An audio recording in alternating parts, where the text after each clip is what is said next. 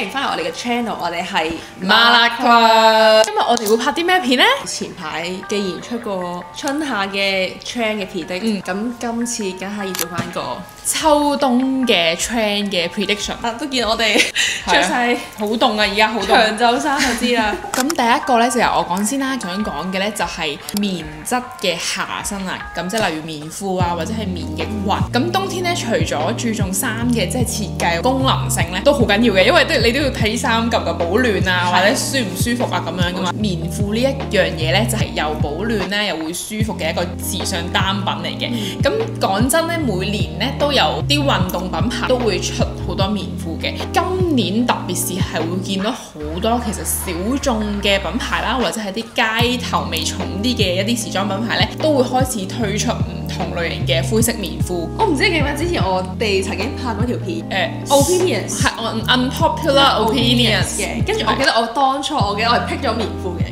跟住我有少少，哎呀，我真係俾啲韓牌係種草咗，原來都可以着得好好睇，真係小弟孤陋寡聞真係。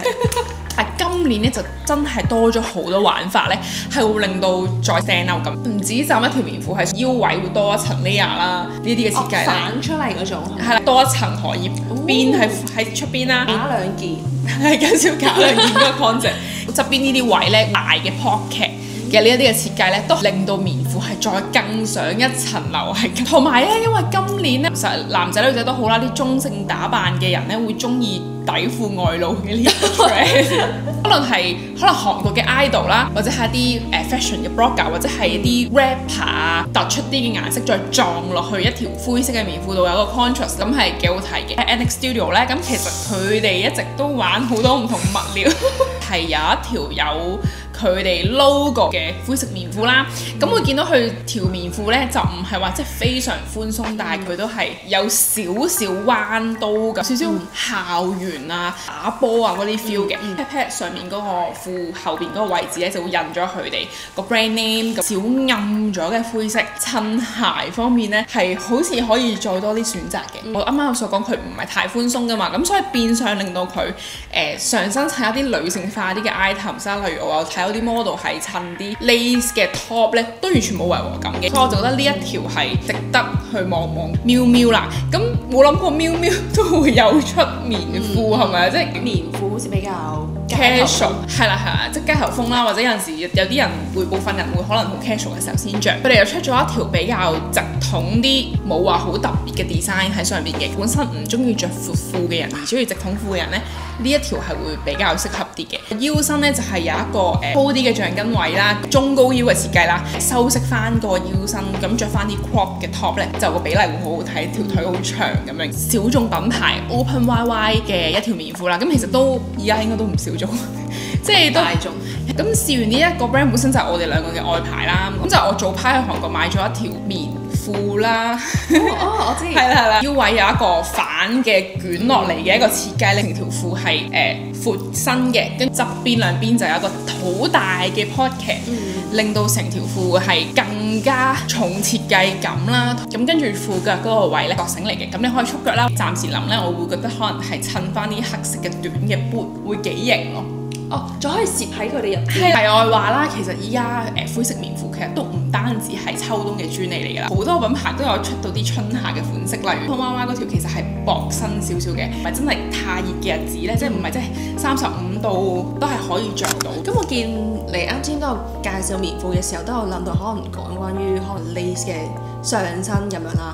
咁其實我覺得嚟緊秋冬都比較興嘅，就係 lace 啊、背心啊，或者係一啲配飾或者係 lace 裙又好啦。咁其實我係睇翻可能 FW25嘅好多 runway 啦，好多大 brand 其實都有出現到可能 lace 呢樣嘢喺個 runway 上面嘅。YSL 啊、Chloe 啊、Valentino 咁樣啦，不論係上身 top 啊、cardigan 啊，甚至係一條 lace 嘅連身裙咁。咁可能以往大家都會覺得 lace 係比較斯文啲啊，或者係一啲性感係啦，性感少少嘅一啲嘅元素或者單品啊。今個秋冬都可以嘗試下將佢可以襯得好調皮感嘅。咁其實係可以撞一啲西裝褸啦、皮褸，甚至係牛仔褲，呢啲望落係比較秋冬季硬啲嘅 texture。但係其實咁樣襯托之下，我覺得係更加可以突出到 lace 嗰種質感嘅。即係其實你啱先所講啦，其實一啲 items 唔係話真係話係屬於秋天嘅專利，或者係冬天、夏天先用到嘅。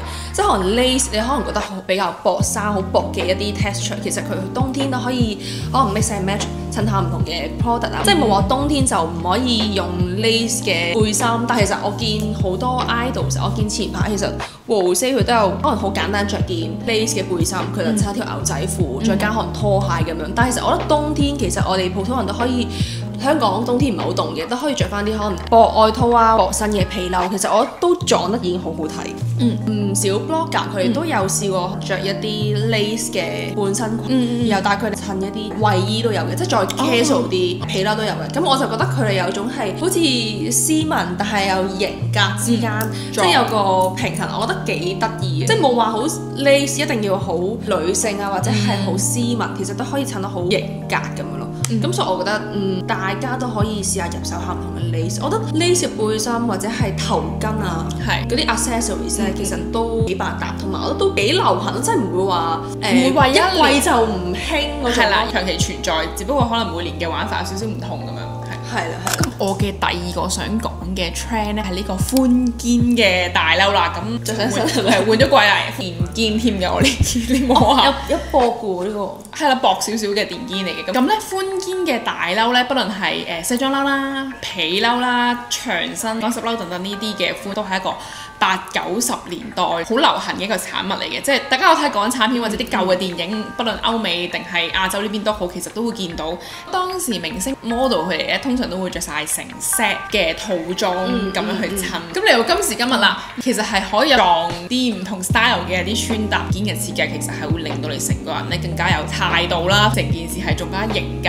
Balenciaga 啦，咁都唔使講啦，佢哋本身就係玩唔同嘅 silhouette。係啦，咁即係例如佢哋啲 show，平時就會見到佢哋一係就上褲下窄，一係上窄下闊，一係就係多細波豆豆咁樣嘅 silhouette，即係出咗一件嘅 pop 咗嘅一件西裝褸黑色嘅，即係用咗呢個寬肩嘅呢個設計啦。其實講真就會成個 look 就會 focus 咗喺你個肩膊度嘅感覺㗎。大家平時着就襯翻一啲牛仔褲，相信你着咗呢件衫出街嘅話，你嗰一日一定會成為一個焦點咯，全部人都會望住你。同埋其實我幾中意呢一種嘅西裝褸，因為本身我自己嘅膊頭咧係窄身啲啦，尤其我覺得係好啱啲可能窄膊頭嘅人士友好嘅。真心嘅，即係尤其你中意 fashion，你都會認同其實膊頭闊有佢着衫嘅好睇。